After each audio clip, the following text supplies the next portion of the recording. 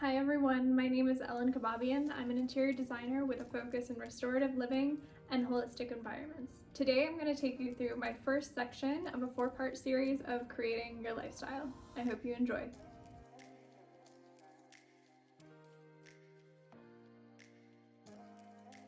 Today I'm going to ask you, what's your lifestyle? What does it look like, smell like, taste like? How do we even start to evaluate the way in which we are living our lives?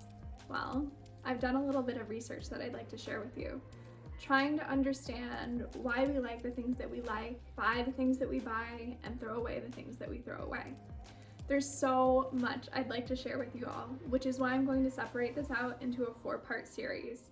Studies have shown, and not to mention my own personal experiences, that we're left with these broken ideologies about our self-worth, driven by other people outside of ourselves. So, with this 4-part series, I would like to break that trend.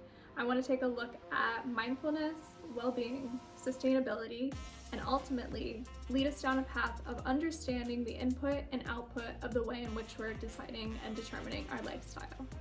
Let me quickly say that each individual person has so much value and worth, that this series is not meant to judge you in any shape or form, but it is merely here to offer you suggestions on how to better your well-being through research and my own personal experiences. Let's start from way back, 35,000 years to be precise. This time period is the earliest documented knowledge we have on cave dwellings, hidden in Indonesia. These figurative works showcase that our minds were beginning to enable symbolic thinking and create. So not only were we hunters and gatherers, but we were also artists. We're learning more and more about the past through incredible technology.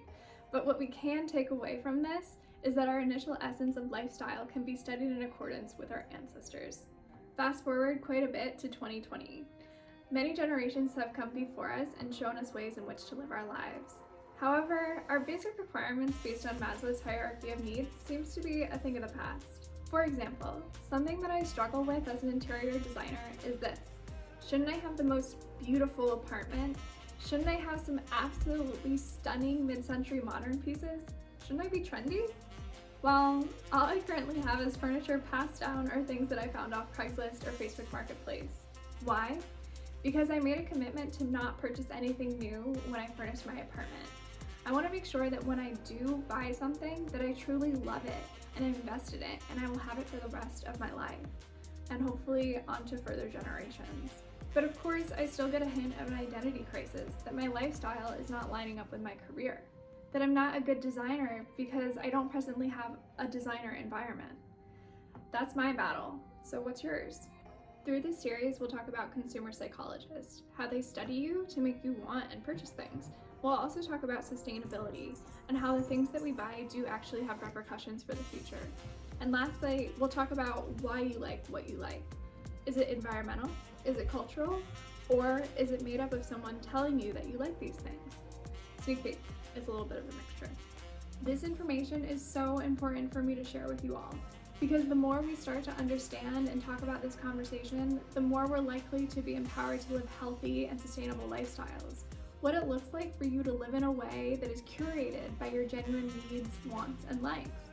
Thanks for listening. I hope to see you next week for part 2 of the series of creating your lifestyle. Thanks.